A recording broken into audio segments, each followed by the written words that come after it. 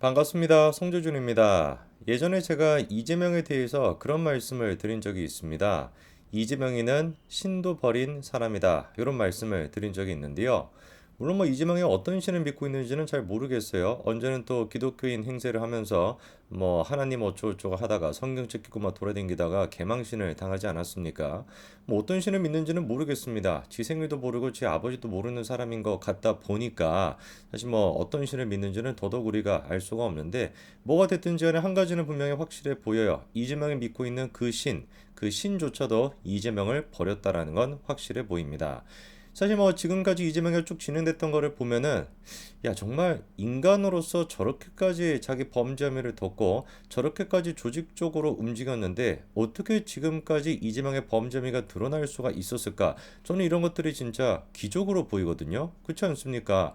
아니 지금 뭐 이재명에 대한 범죄 혐의 같은 경우는 예를 들어서 뭐 권순일 같은 대법원 그쪽도 막 연관이 돼 있잖아요. 누가 이런 걸 상상이나 하겠냐고. 영화 같은 거 시나리오를 보더라도 그 정도까지 얘기는 안 나올 겁니다. 우리가 상상할 수 있는 범위를 뛰어넘어 가지고 범죄에 엮여 있는 사람이 이재명인데 기가 막히게 진짜 중요한 순간 때마다 적재적소에 중요한 사람들이 어떻게 해요? 이재명한테 등을 돌리고 이재명이 생각했던 방식과는 살짝 어긋나게 되고 그것도 많이 어긋나는 것도 아니야. 살짝 삐끗 어긋나게 되면서 그 진실이 드러나는 경우. 그게 뭐 한두 번이었습니까? 저는 그렇기 때문에 이거는 신이 진짜 나서 가지고 이재명을 막고 있는 거다. 네 같은 인간은 절대로 대통령이 돼서는 안 된다. 대한민국의 국군을 위해서라도 신이 나서 가지고 이거는 하고 계시는 거다. 저는 그렇게 봅니다.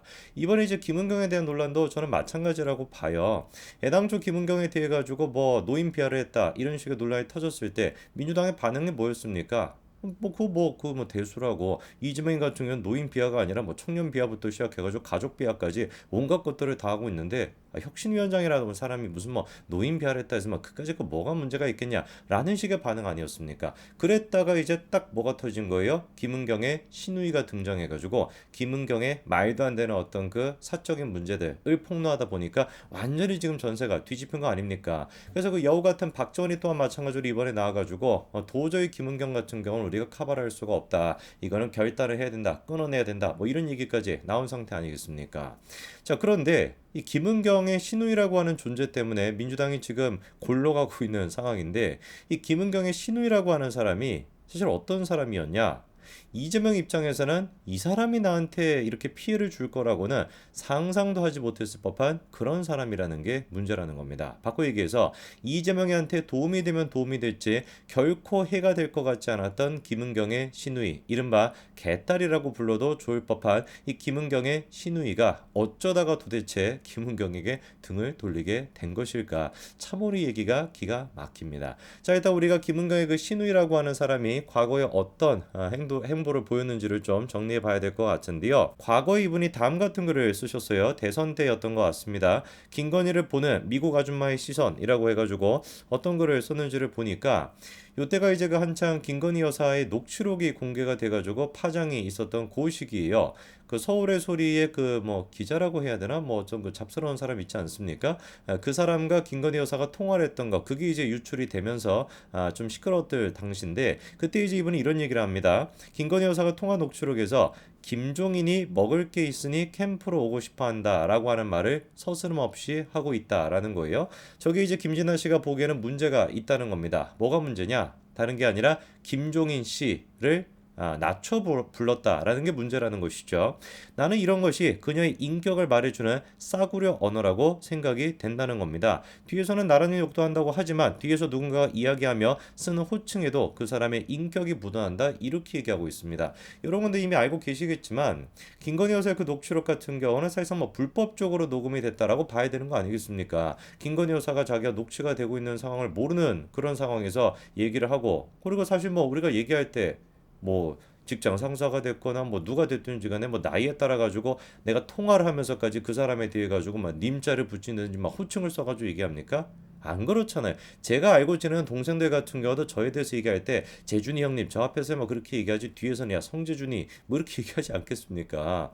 지금 뭐 영상 보고 있는 제 동생들은 안 그러기를 바랍니다만 그런다 해서 그거 뭐 그거 가지고 기분 나빠할 사람이 누가 있겠어요. 근데 이제 그 이 김지은 씨 같은 경우는 그거를 보면서 어떻게 김건희 여사가 김종인에 대해 가지고 나이도 한참 많은 사람인데 김종인 그렇게 그냥 대충 얘기할 수가 있냐 호칭도 붙이지 않고 라고 비판하는데 저는 좀 이해가 안 되는 게 그거를 가지고 비판하겠다라고 한다면 누구부터 비판해야 되겠습니까? 김종인 본인 스스로부터 비판해야 되는 거예요. 김종인이 같은 경우는 이번에 방송 인터뷰까지 하면서 뭐라고 얘기합니까? 윤석열 대통령을 그냥 윤석열이라고 얘기한다든지 김건희 여사를 갖다가 김건희라고 얘기한다든지 그러면 뭐 그거에 대해서도 비판을 해야 그래야지 이게 뭐 정정당당한 거 아니겠습니까? 전형적으로 그러니까 이게 이제 뭐 친문이 아니라 깨문이가 됐거나 개딸들이 보여주는 내로남불의 모습인데 그거를 지금 이분도 똑같이 보여주고 있는 겁니다. 자, 그러면서 또 이런 얘기도 해요. 녹취록에 이런 얘기가 있었죠. 보수는 돈을 줘가지고 뭐 저런 게 터지지 않는 것이고 민주당 같은 경우는 돈을 주지 않았기 때문에 뭐 미투가 터졌다라는 것인데 이 얘기를 듣고 김진당 씨가 보기엔 이해가 안 되는 거예요. 왜? 한국의 페미니스트들이 어떻게 된 것인지 왜 이 문제에 대해 가지고 들고 일어나지 않냐라는 겁니다. 저는 이 부분을 보면서 일단 그 개딸이 됐거나 깨문이가 됐거나 문재인과 이재명을 지지하기 위해서는 뭐가 필요하다? 이 순수함이 필요하다. 근데 이 순수함이라고 하는 게 나쁘게 얘기하면 약간 좀 머리가 좀 순수하다라는 거 아니겠습니까? 그러니까 한국의 어떤 상황에 대해 가지고 그리고 그 진보 좌파라고 하는 사람들의 그 실체에 대해서 전혀 학습이 안 돼 있는 거예요. 한국이 이제 그 여성 운동을 하는 친구들이 어떻게 이 문제에 대해 가지고 들고 일어날 수가 있겠습니까? 그게 팩트인데.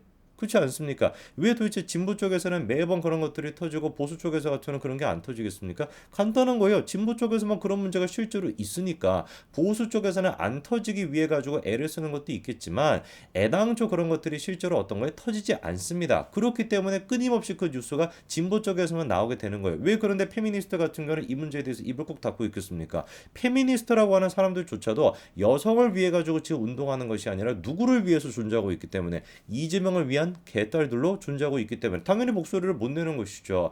예를 들어 가지고 여성이 뭐 운동 한창 했었던 그 이름 네 글자인 사람들이 됐거나 그리고 또 뭐 한두 사람이 아니고 그리고 또 민주당에 있는 여성원들이 됐거나 박전시장 문제가 터졌을 때 어떤 식으로 대처를 했습니까?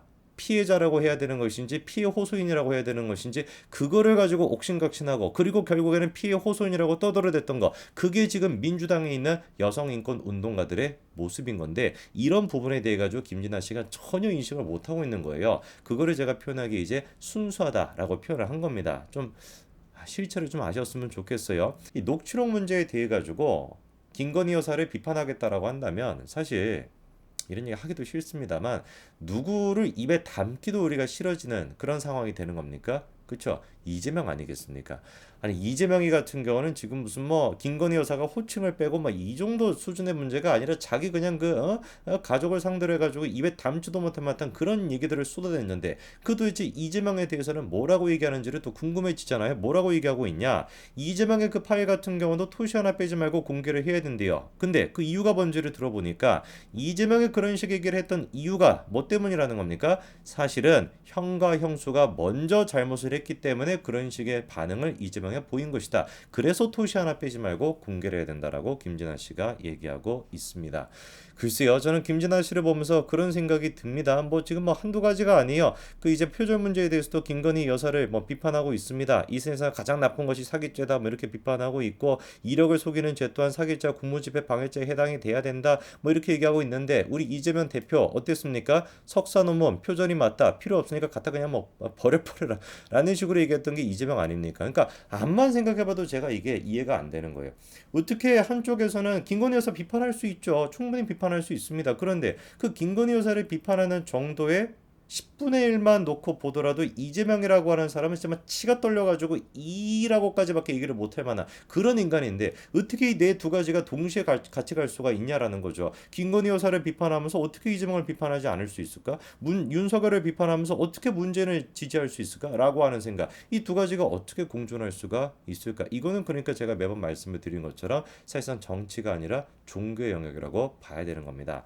그나마 다행인 거는 김진아 씨가 이제 그 사이비 종교에서 빠져나왔 많았습니다. 한두 사람이 아니었죠. 그쵸? 뭐 유동규 씨가 됐거나 이화영이 됐거나 김성태가 됐거나 많은 사람들이 이재명 사이비 교회에 빠져 있다가 드디어 탈출했습니다. 김재나 씨도 개인적으로는 이번 경우를 통해서 평상시에 이재명을 지지한다라고 하는 것들이 김은경 본인 스스로 마찬가지인 것이고 진보 좌파라고 하는 것들이 어떤 구역 지나는 실체가 있었는지를 제발 좀 깨닫게 되시기를 바랍니다. 그래서 앞으로 브런치에 올라오는 글은 이재명의 실체를 적나라하게 비판할 수 있는 그런 글이 올라오기를 기대해 보겠습니다.